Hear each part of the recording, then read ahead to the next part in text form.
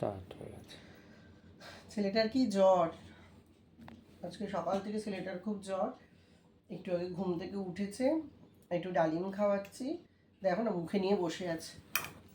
বাবা খাও, দেখো তোমার সব বন্ধুরা বলছে, সবাইকে জিজ্ঞেস করো যে ডালিম খেয়ে তুমি ভালো হয়ে যাবে।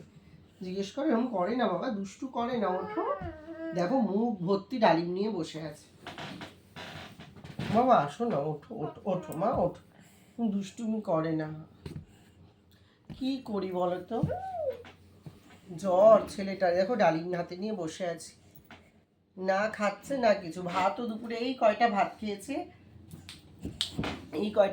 একটু চিকেনের স্যুপের মতো করেছিলাম, ওই চিকেন দিয়ে এই কয়টা ভাত খেয়েছে। আর আমাদের জন্য মটন করেছিলাম, ওখান থেকে তাও মটনটা দেখলাম একটু ভালো খেলো, চিকেনটা তো এইটুকু ভাত খেয়েছে, চিকেনটা খেলোই না। ওই মটন, এক পিস মটন দিলাম, ওই মটনটা খেলো দেখলাম।